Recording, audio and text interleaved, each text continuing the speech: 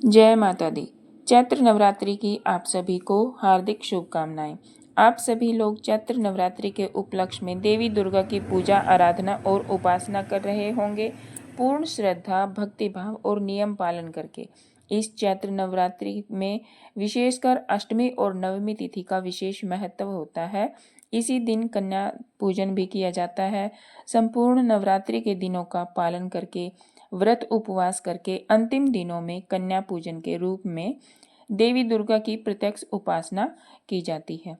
तो चलिए आज के इस वीडियो में जानते हैं इस बार चैत्र नवरात्रि में अष्टमी और नवमी तिथि कौन से दिन है, इस दिन के शुभ मुहूर्त कौन से हैं, कन्या पूजन करने का समय क्या होगा, किस विधि से कन्या पूजन करना चाहिए और इस नवरात्रि की व्रत की पारण और उद्यापन विधि क्या रहेगी। इन सब के ऊपर विस्तार से आज हम जानने वाले हैं, तो अंत तक इस वीडियो को अवश्य सुनिएगा। अगर अच्छा लगे तो लाइक और शेयर अवश्य कीजिएगा। आइए आज अष्टमी और नवमी कब है इस पर जानते हैं। यह विशेष वीडियो आरंभ करते हैं। सर्व मंगल मांगल्ये शिवे सर्वार्थ साधिके शरण्ये त्र्यंबके गौरी नारायणी नमोस्तुते।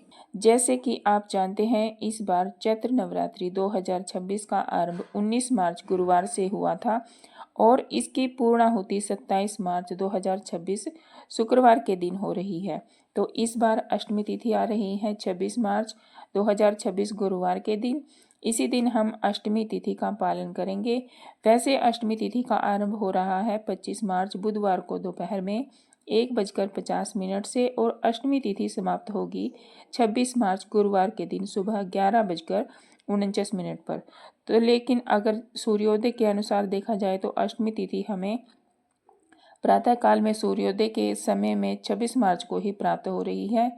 इसीलिए वैदिक पंचांग के अनुसार इस बार चैत्र नवरात्रि पर अष्टमी तिथि का पालन किया जाएगा 26 मार्च 2026 गुरुवार के दिन। वहीं नवमी तिथि वैसे तो आरंभ हो रही है 26 मार्च गुरुवार को प्रातः 11:48 से और समाप्त हो रही है 27 मार्च शुक्रवार सुबह 10:06 पर। लेकिन सूर्योदय के समय में यह नवमी तिथि हमें सिर्फ 27 मार्च को ही प्राप्त हो रही है। इसीलिए इस बार महानवमी यानी कि नवमी तिथि का पालन किया जाएगा 27 मार्च 2026 यानी शुक्रवार के दिन। और इस बार एक और विशेष दुर्लभ संयोग भी बन रहा है। 26 मार्च गुरुवार को दुर्गा अष्टमी, संधि पूजा, अन्नपूर्णा अष्टमी और रामनवमी चारों एक ही दिन पड़ रही है। इसीलिए हो रहा है क्योंकि 26 मार्च को सुबह अष्टमी तिथि व्याप्त है और उसी दिन दोपहर में नवमी तिथि आरंभ हो रही है। इसीलिए संधि पूजा का समय हमें प्राप्त हो रहा है सुबह 11:24 से लेकर 12:12 के बीच में। यह वह 48 मिनट की अवधि है जब अष्टमी तिथि समाप्त हो रही है और नवमी तिथि आरंभ हो रही है। इस संधि काल में मां चामुंडा ने चंड और मुंड नामक दैत्यों का वध किया था। इसीलिए इस समय उनकी विशेष पूजा की जाती है। चैत्र नवरात्रि का व्रत तभी पूर्ण माना जाता है जब उसका शास्त्रोक्त विधि अनुसार पारण, उद्यापन और कलश विसर्जन किया जाए। तो चलिए बात करते हैं कि नवरात्र व्रत का पारण कब और कैसे करना है। तो इस बार नवरात्रि व्रत का पारण 27 मार्च 2026 शुक्रवार के दिन किया जाएगा। वैदिक ग्रंथ के अनुसार नवरात्रि का व्रत प्रतिपदा से लेकर नवमी तिथि तक रखना चाहिए और नवमी तिथि जब पूर्ण हो जाए तो उसका पारण कर लेना चाहिए। तो इस बार नवमी तिथि 27 मार्च को सुबह 10:06 पर समाप्त हो रही है और इसीलिए इस समय के बाद इस चैत्र नवरात्रि का पारण किया जाएगा। पारण से पहले देवी को नैवेद्य अर्पित करें, आरती उतारें, फिर स्वयं अन्न जल ग्रहण करें।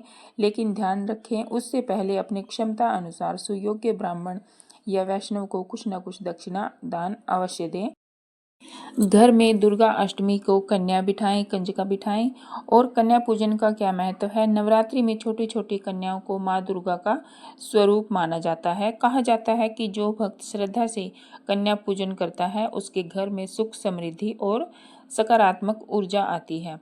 कन्या पूजन से माता रानी प्रसन्न होती हैं और सभी मनोकामनाएं पूर्ण करती हैं। अष्टमी या फिर नवमी तिथि पर कन्या पूजन किया जाता है। आप अपनी सामर्थ्य के अनुसार 5 या 7 या फिर 9 कन्याओं को बुलाकर उन्हें श्रद्धा पूर्वक भोजन कराएं। पूजा स्थान साफ करें और माता रानी के सामने दीपक जलाएं। फिर कन्याओं को सम्मान से बिठाएं, उनके चरण धुलाएं, तिलक लगाएं। इसके बाद उन्हें चुनरी या रुमाल भेंट करें और प्रेम से भोजन कराएं। हलवा, पूरी, काले चने का भोग माता रानी को अत्यंत प्रिय है। भोजन कराने के बाद दक्षिणा और उपहार देकर उनका आशीर्वाद जरूर लें। अंत में उनके चरण स्पर्श करें और माता रानी का स्मरण करें। कन्या पूजन के बाद आती है बारी कलश विसर्जन की। कलश विसर्जन आमतौर पर कन्या पूजन के बाद किया जाता है। नवमी या फिर दशमी के दिन करना इसे शुभ माना जाता है। यह नवरात्रि समापन का प्रतीक होता है। नवमी के दिन सबसे पहले माता रानी की आरती करें, फिर हाथ जोड़कर प्रार्थना करें कि माता रानी अगले वर्ष पुनः पधारें।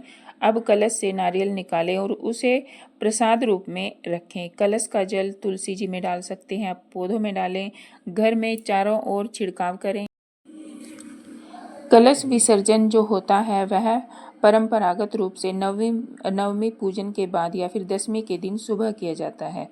देवी पुराण में वर्णन आता है कि नवरात्रि के दौरान स्थापित कलश का विसर्जन दशमी तिथि को करना शुभ होता है। आप नवमी या फिर दशमी किसी भी दिन अपनी पारिवारिक परंपरा अनुसार कलश विसर्जन कर और जो जुआरे हैं उनको भी आप पौधों में या फिर बहते जल में विसर्जित कर दें। यह बहुत ही शुभ माना जाता है। और इस प्रकार श्रद्धा और नियम से किया गया कन्या पूजन और कलश विसर्जन जीवन में सुख, शांति और समृद्धि लाता है।